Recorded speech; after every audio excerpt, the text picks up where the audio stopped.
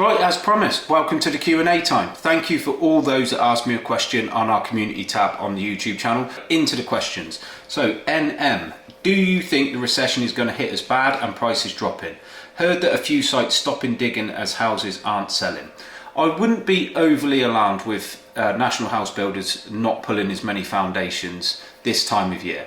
Typically, most national house builders have a half year at the end of June and they have a full financial year at the end of December.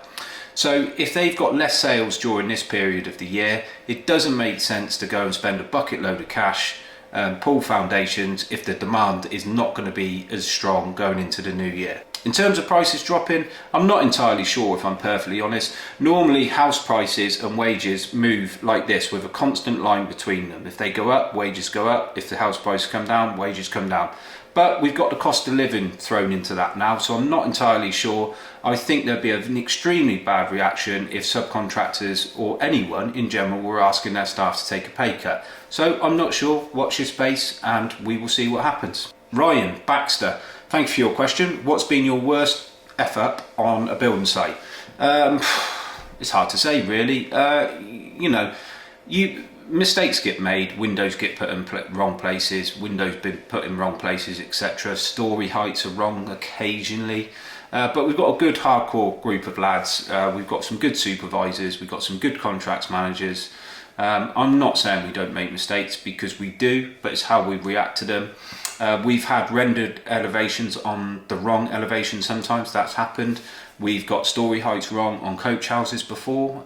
It comes with the territory when you're building hundreds and hundreds of houses a year. You're not going to get every one of them perfect, but I truly believe it's how you react to your mistakes. If you hold your hands up, legitimately made a mistake, correct it, put it right and move on, and make sure it doesn't happen again, and cascade all that information down to the relevant people. Bricky Bright GG, regular on the channel.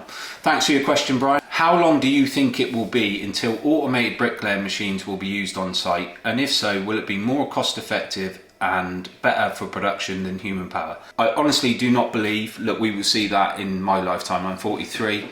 I would be extremely surprised.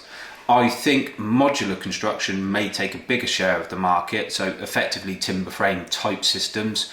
But as for robots, it's not going to work. Certainly not in my lifetime. Certainly not in my son's lifetime or my daughter's lifetime, and to be honest, I can't see it ever working. I think more modern methods of construction are much more likely than automated or robotic bricklayers. Brick and block solutions.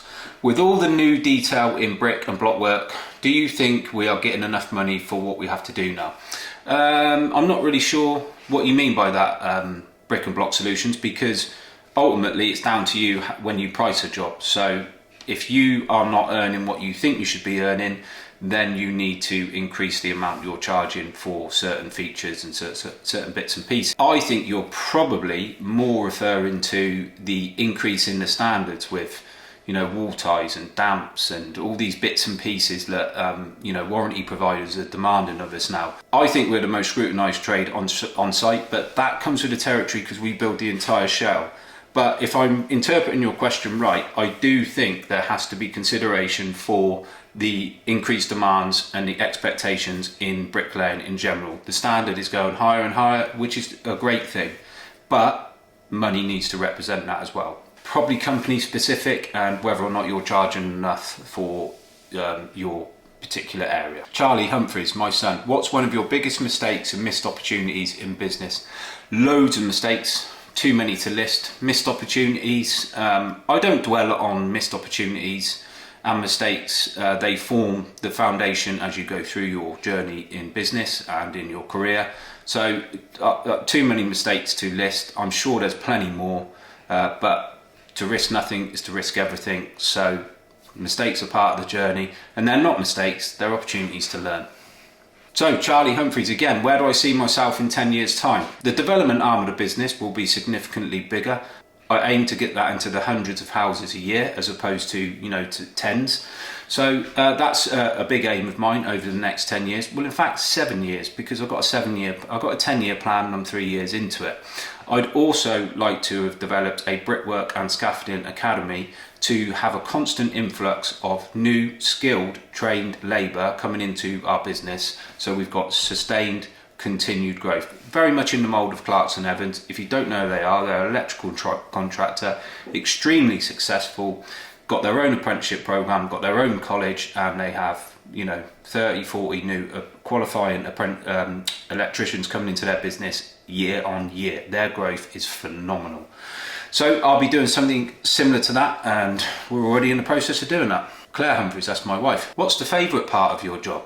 My favourite part of my job is probably, one, the variety. I get to do a number of things every single day, and no day or week or year is even the same. But probably my favourite bit is winning new work or completing a deal, purchasing a piece of land, winning a new site. I love that element. I love the negotiations. I love the tendering process.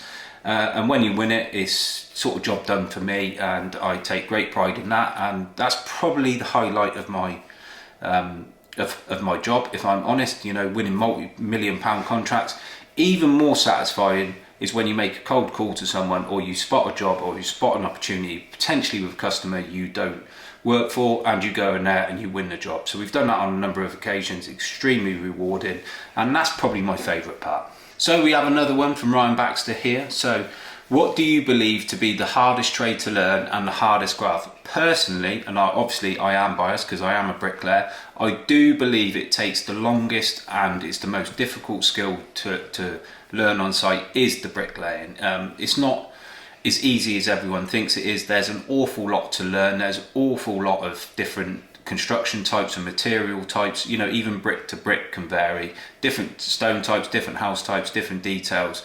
You've got corbels, soldier courses, arches, dental courses. There's an awful lot. You need to be very well rounded and very well skilled to be a bricklayer. In terms of the hardest graft, probably scaffolding, or possibly dry lining. Dry line sheets of plasterboard are extremely heavy up and down the stairs, although they do use a hatch system on most sites now.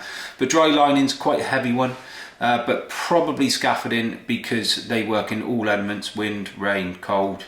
They do it all. It's heavy, it's hard work, it's not the cleanest of jobs. So I'd probably give the hardest graft to the scaffolding, and the hardest trade to learn probably to the bricklayer. Ian Armitage, do you foresee a slowdown in new build construction next year?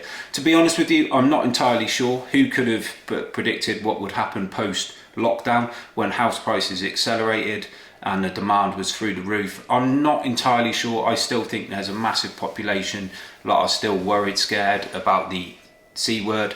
So I'm not entirely sure. I know for 100% there will be a recession. If you check out my other video, you will see the reasoning behind that. And like I said in that previous video, it's a case of when it is, how bad it is, and for how long it is. That's the only thing to consider. Will it happen next year? Who knows? But there'll be opportunities. So don't look at it like a downturn. Look at it like an opportunity to increase your personal position in the world. NB86, do you think the average bricklayer is less skilled and knowledgeable than the previous generation? No. I think a bricklayer is a bricklayer, and they're just as skilled as they always have been. I just think there's people that are in the trade and have a position in businesses and on site that aren't actually bricklayers. They haven't gone through the process of going to college. They haven't gone through the process of learning their trade from the ground up. And I just think they're probably, for lack of a better expression, line lizards. They can lay bricks and blocks to the line. They probably get away with building blockwork corners, brickwork corners.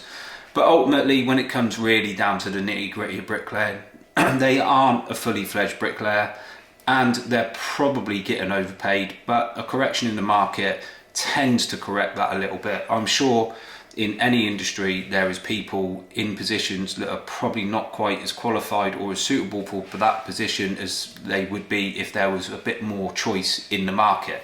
So I'm sure you work with site managers that you think, how are they site managers, or they're not quite ready for a site manager. Same goes for forklift drivers. It's across the board. So I think there's not a dilution of the skill. I just think more people are in it that aren't truly bricklayers. But your average bricklayer is normally a decent bricklayer. And that's why we train our own anyway, because that's the best way and we can train them just how we want them. So thank you very much for all the questions that were asked. Hopefully I'll give you some decent answers. It's a bit daunting putting it on your Facebook page or on the community tab on your YouTube channel, because you don't know who's going to ask you a question. But we've got a good audience now. We're over 3,500 subscribers, so thank you very much. A couple of million views. So if you want to have a little look about the recession, because that's where most of the main questions were focused, have a look at the video on the screen now. Or if you want to learn a bit more about apprenticeship programs and whether bricklayers are skilled or not and my take on things, check out our apprenticeship video as well, because that gives you a great insight into what we do with our lads. So thanks for watching. I'll see you next time around. Peace and love.